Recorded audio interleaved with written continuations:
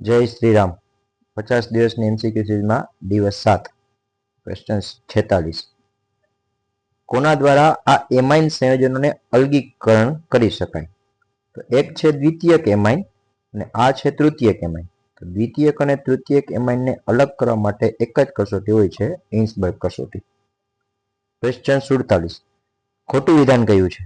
Ethyl methyl amine અને આઇસોપ્રોપાઇલ એમાઇનને હિન્સબર્ગના પ્રક્રિયક દ્વારા રાસાયણિકપણે અલગ કરી શકાય. એક છે ઈ પ્રાથમિક એમાઇન છે અને એક દ્વિતીયક, તો એનાથી અલગ પાડી શકાય, તો સાચું છે.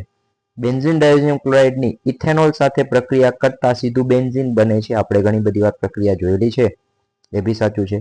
એરિન ડાયોઝોનિયમ ક્ષાર, એટલે કે બેન્ઝીન ડાયોઝોનિયમ ક્ષારની વાત છે, એ આલ્કાઇલ ડાયોઝોનિયમ ક્ષાર કરતા વધુ સ્થાયી છે.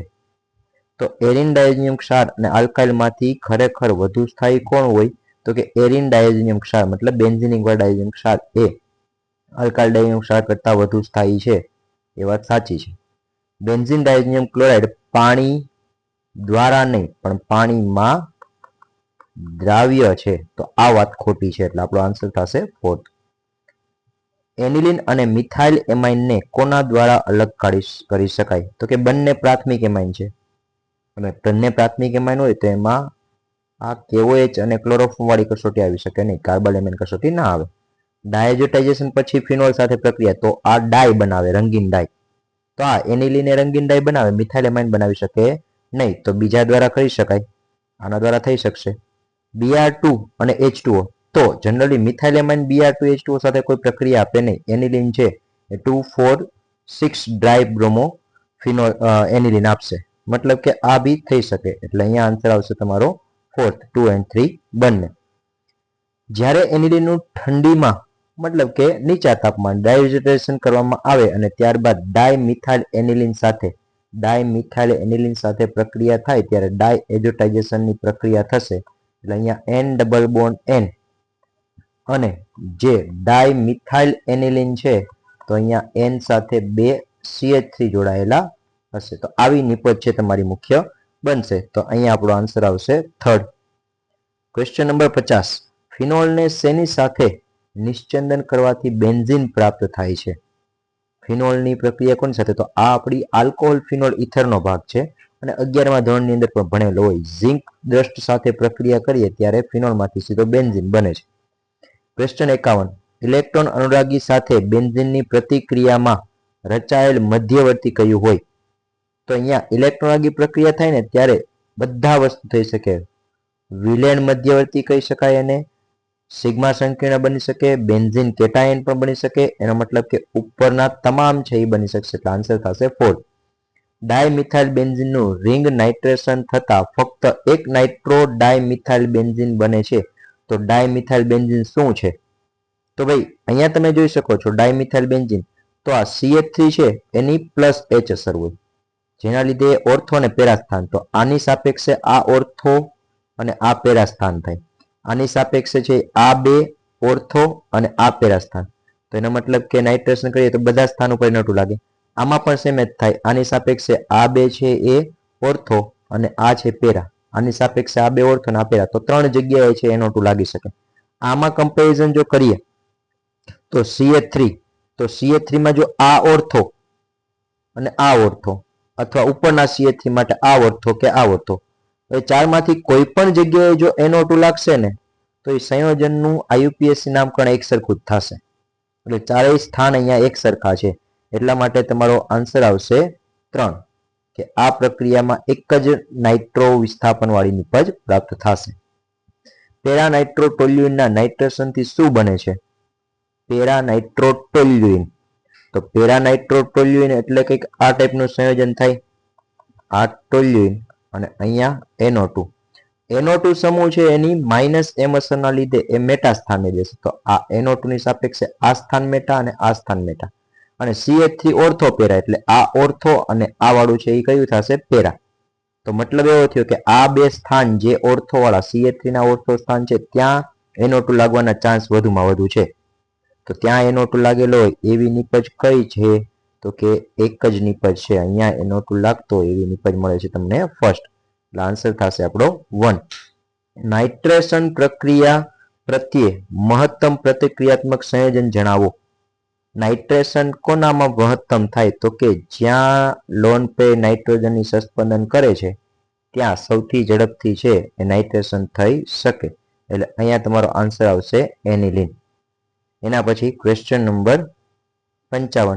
નીચેનામાંથી કયું સંયોજન બેન્ઝીન કરતા ઇલેક્ટ્રોન અનુરાગી બ્રોમિનેશનમાં ધીમો દર ધરાવે છે? તો જેની -m અસર હોય એવો આન્સર આવે. તો અહીંયા NO2 ની -m અસર છે, CH3 ની +H અસર છે, OH ની છે એ +m અસર હોય અને NH2 ની પણ +m અસર. મતલબ માઇનસ અસર વાળાની પ્રતિક્રિયાત્મકતા ઓછી હોય છે બેન્ઝીનની સાપેક્ષે અને પ્લસ વાળાની વધુ. એટલે અહીંયા આપણો આન્સર થશે 1. ક્વેશ્ચન 56. નીચેની પ્રક્રિયા શ્રેણીમાંથી મુખ્ય નિપજ શોધો. તો અહીંયા છે ને આ પ્રક્રિયા જે આપણે ભણ્યા નથી, KMnO4 KOH અને H2 આ બે સ્ટેપની પ્રક્રિયા થાય ને એટલે આ CH3 છે એ સીધો COOH માં રૂપાંતરિત થશે. એટલે પહેલા સ્ટેપમાં સીધું જ બનશે COOH. આ પ્રક્રિયા જે આપણે ભણવાની હોય છે કાર્બોક્સિલિક એસિડ વાળા ભાગમાં. પછી એનું બ્રોમિનેશન કરો તો COOH સમૂહ છે એની -m અસર હોય જેથી એ મેટા સ્થાન નિર્દેશક બને. મેટા સ્થાન નિર્દેશક બનતો હોવાના લીધે બ્રોમિનેશન માત્ર મેટા સ્થાન ઉપર થતું હોય છે. તો એ મુજબ તમારો આન્સર આવશે 1. ચલો ક્વેશ્ચન 57. શેના દ્વારા બેન્ઝીનને સરળતાથી N પ્રોપાઇલ બેન્ઝીનમાં રૂપાંતરિત કરી શકાય છે? હવે જો N પ્રોપાઇલ ક્લોરાઇડ સાથે ફ્રિટોક્રાફ્ટ પ્રક્રિયા કરીએ ને તો N પ્રોપાઇલ ક્લોરાઇડ એ ક્યુમિન આપે, મતલબ કે આઇસોપ્રોપાઇલ બેન્ઝીન આપશે. કારણ શું? તો કે N પ્રોપાઇલ ક્લોરાઇડ છે ને એની જ્યારે ફ્રિટોક્રાફ્ટ કરવામાં આવે ને પ્રક્રિયા ત્યારે અહીંયાથી ક્લોરીન દૂર થાય અને કાર્બોકેટાયન બને છે. એટલે સંયોજન બને CH3 CH2 અને અહીંયા પોઝિટિવ ચાર્જ. પણ અહીંયા કાર્બોકેટાયનની સ્થાયીતા વધવા માટે હાઇડ્રાઇડ શિફ્ટ અહીંયાથી અહીંયા થશે જેથી અહીંયા મિડલના કાર્બન ઉપર પોઝિટિવ ચાર્જ આવે છે જેથી અહીંયા જે ફ્રિડલક્રાફ્ટ આલ્કેલેશન કરશું ત્યારે આ પ્રકારની નિપજ પ્રાપ્ત થશે. એટલે પહેલો આન્સર નહીં આવી શકે. પ્રોપિયોનાઇલ ક્લોરાઇડ સાથે ફ્રિડલક્રાફ્ટ એસાઇલેશન બાદ વુલ્ફ કિર્ચનર રિડક્શન. હવે આપણો આન્સર આ છે પરંતુ આપણને આ સમજાય નહીં. આપણે એક કામ કરીએ, પ્રોપિયોનાઇલ ક્લોરાઇડ સાથે ફ્રિડલક્રાફ્ટ એસાઇલેશન કરીએ. તો પ્રોપિયોનાઇલ ક્લોરાઇડ નું ફ્રિડલક્રાફ્ટ એસાઇલેશન એટલે અહીંયા પ્રક્રિયા થશે CH3 CH2 C double bond O અને Cl સાથે. કોની હાજરીમાં? તો કે નિર્જળ AlCl3 ની હાજરીમાં. જો આ પ્રક્રિયા થાય તો આ દરમિયાન અહીંથી ક્લોરીન દૂર થાય આ વાળો કાર્બન વાળો ભાગ અહીંયા બેન્ઝીન સાથે જોડાશે. એટલે અહીંયા નિપજ જે બનશે એ કંઈક C ડબલ બોન્ડ O અહીંયા CH2 અને CH3 બનશે. હવે છેલ્લું છે વુલ્ફ કિર્ચનર. તો કે વુલ્ફ કિર્ચનર પ્રક્રિયા છે એ કીટોન વાળા સંયોજનની બનાવટની અંદર આવતું એના રાસાયણિક ગુણધર્મમાં આવે છે.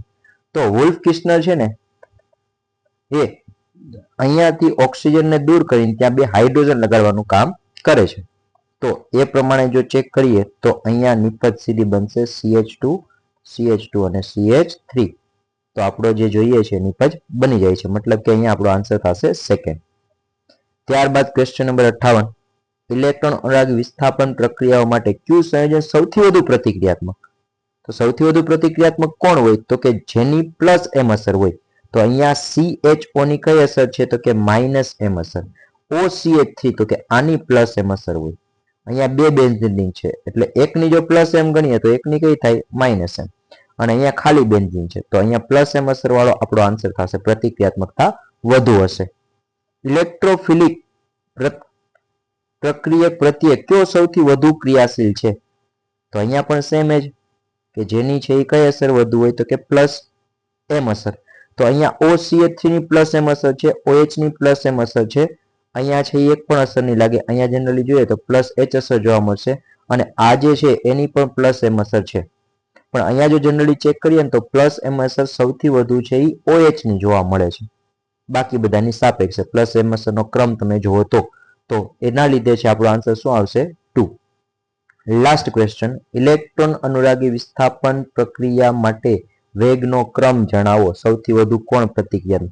અહીંયા જો બેન્ઝીન સાથે નાઇટ્રોજનની લોન પેર સસ્પેન્શનમાં હોય જેથી પ્રતિક્રિયાત્મકતા વધુ હોય, પણ અહીંયા નાઇટ્રોજનની લોન પેર આ બાજુ કાર્બોનિલ સમૂહ સાથે પણ સસ્પેન્શનમાં હશે એટલે બેન્ઝીન આ નાઇટ્રોજનનો ભાગ ઓછો મળે લોન પેરનો.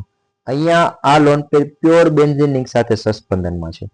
અહીંયા ખરેખર આ કાર્બોનિલ ગ્રુપ છે એ ઇલેક્ટ્રોન ખેંચશે, એટલે આની છે એ ખરેખર થશે માઇનસ એમ અસર, આ ઉપરનાની બેની કઈ થશે પ્લસ એમ અસર. અને અહીંયા જે છે એ કાર્બનની ચેઇન હોવાના લીધે છે એની માત્ર પ્લસ એચ અસર જોવા મળશે. એટલે આ કેસમાં તમે જુઓ તો પ્યોર પ્લસ એમ અસર છે એ ક્યાં જોવા મળશે તો કે ક્યુ ની અંદર.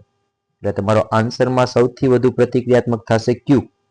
એનાથી ઓછો પ્રતિક્રિયાત્મક તો કે પી વાળો, જ્યાં પ્લસ એમ અસર છે પણ એ નાઇટ્રોજનની લોન પેરના બે ભાગ પડે છે. એનાથી ઓછો તો કે પ્લસ એચ અસર વાળો, મતલબ કે એસ, અને સૌથી ઓછો આર. તો આવો આપણો આન્સર કયો છે તો કે આન્સર 1.